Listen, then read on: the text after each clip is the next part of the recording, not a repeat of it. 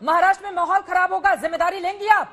आपकी सरकार है ना, माहौल खराब होगा तो लेंगी जिम्मेदारी। अगर एक व्यक्ति की ओर से 3 मई तक की धमकी दी जाती है तो फिर उस पर बताइए ना क्या करेंगी आप? सुनिश्चित करेगी। एक चीज और रागनी नायक, वो कौन सा मंदिर है? एक सेकेंड मैडम, एक सेकेंड मैडम, मस्जिदों से अजान की आवाज 5 बार आती है और कहीं कहीं 5 किलोमीटर तक सुनी जाती है, कहीं कहीं 5 किलोमीटर तक सुनी जाती है। लेकिन रागनी नायक, वो कौन सा मंदिर है जो दिन भर लाउड स्पीकर पर गाने बजाता रहता है या हनुमान चालीसा का पाठ होता रहता है? बताइए उसके बारे में, बताइए उसके बारे में कौन सा मंदिर है? मैंने अपनी बात किस तरह से शुरू की वो आपको शायद समझ में नहीं आया, क्योंकि आप संविधान की बात नहीं करना चाहती, आप कानून की बात करना ही नहीं चाहती। नहीं, आपने एक सेकंड रागनी नायक, यहाँ पर आप सिखाइए मत डिबेट किस तरह से करनी है, चलेगा। ठीक है, कानून के हिसाब से चलेगा। 2005 में क्या कहा था देश की सर्वोच्च अदालत ने? सुबह 6 बजे तक शोर नहीं मचाया, ठीक है, उसके बाद शोर मचा सकते हैं, उसके बाद मचा सकते हैं रागनी नायक जी। अगर मस्जिदों से मचाया जाएगा तो मस्जिद को भी नोटिस मिलेगा, अगर मंदिर से मचाया जाएगा तो मंदिर को भी मिलेगा। मैंने आपसे सवाल क्या पूछा है? मैं कहती हूँ मैंने आपसे सवाल पूछा है, मैंने आपसे सवाल पूछा है, वो कौन देश का मंदिर है? मैं उसी का वो देश का कौन सा मंदिर है जहाँ पर? एक सेकंड मैडम, धमकी नहीं, नहीं, देखिए अब गलत बयानी नहीं, गलत बयानी नहीं, आप मेरी बात सुनिए मैडम, आप मेरी बात सुनिए। रागनी नायक जी मेरी बात सुनिए। रागनी नायक जी, आप मुझे बताइए वो देश का कौन सा मंदिर है? मैं पूछ तो रही हूँ, मैं पूछ रही हूँ वो कौन सा मंदिर है जहाँ पर लाउड स्पीकर दिन भर बजता रहता है?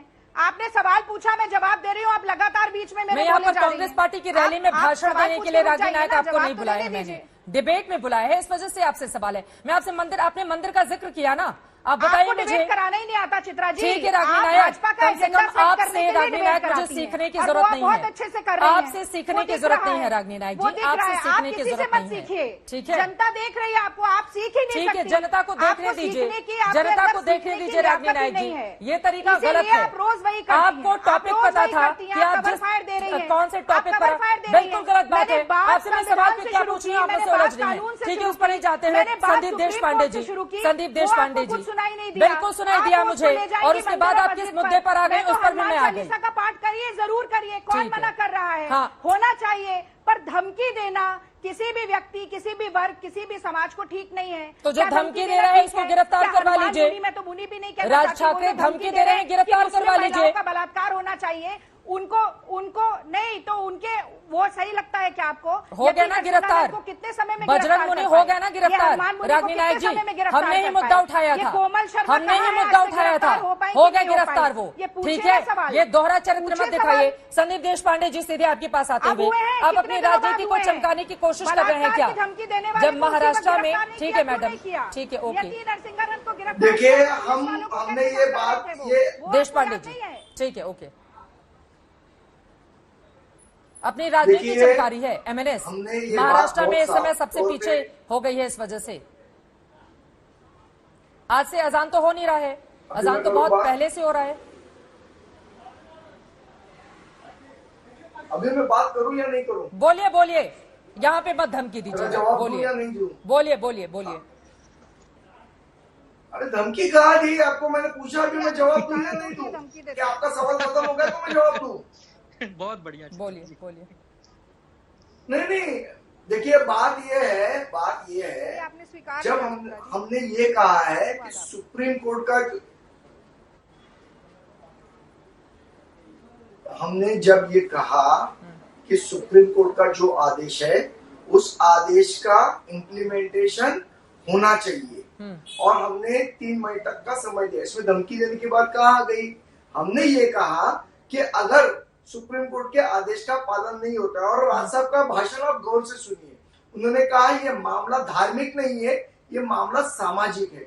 क्योंकि हमारे यहाँ आप आके देखिए, सुबह 5 बजे जोर से अजान की आवाज आती है, कोई बूढ़े लोग सोए हुए रहते हैं, कुछ बच्चे सोए हुए रहते हैं, किनका वर्क फ्रॉम होम रहता है, किनका नाइट, इस प्रकार से हर एक को डिस्टर्बेंस हो जाता है, ना कि सुबह सिर्फ 5 बजे, दिन में 5 बार। तो हमने ये कहा कि भाई आप आवाज कम वॉल्यूम पे रखिए, जो आपको कानून के तहत आपको जो अनुमति मिली है वो 50 डेसिबल के नीचे की अनुमति मिली है, आप वो आवाज रखिए, लेकिन ना गवर्नमेंट उनके ऊपर कोई नोटिस दे। अरे आप तो मौलवियों को बुलाकर 3 बजे तक बता रहे हैं कि उतरवा लो लाउड स्पीकर, इसमें आवाज कम करने वाली बात कहां पर है? आप तो कह रहे हैं कि 3 मई तक का अल्टीमेटम दे रहे हैं, उतार लीजिए, वरना फिर माहौल खराब होगा तो हम जिम्मेदार नहीं होंगे। ये तो धमकी हो गई ना देश पांडे जी। हाँ, धमकी हुई है ना, और डरते नहीं है हम जो बात कहते हैं वो कहते हैं। हाँ, भागते नहीं है उससे। चित्रा जी आ रही हूँ, मेरी बात सुन लीजिए। हाँ। मेरी बात सुन लीजिए। हमने ये कहा कि 3 मई तक आप लाउड स्पीकर को बंद करा दीजिए, क्योंकि 50 डेसिबल के नीचे अगर आवाज आपको रखनी है तो लाउड स्पीकर काम में नहीं आएगा। ये सुप्रीम कोर्ट का 2005 का फैसला, अचानक से 2022 में आप लोग जो जग रहे हैं, इसके पीछे की वजह समझ में नहीं आ रही है। एमएनएस कब बनी थी? एमएनएस कब बनी थी? 2005 के बाद। 2005 में सुप्रीम कोर्ट ने यह फैसला दिया था। आप लोग को 2022 में लाउड स्पीकर मस्जिद के ऊपर अचानक से याद आ जा रहा है। रिलेवेंस आपकी खत्म हो गई है पॉलिटिक्स में महाराष्ट्र की, इस वजह से ये सारे कवायद है। अगर आपकी बात खत्म हो तो मैं जवाब दूं।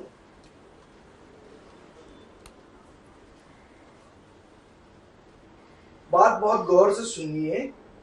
ये मुद्दे को हमने आज नहीं उठाया है।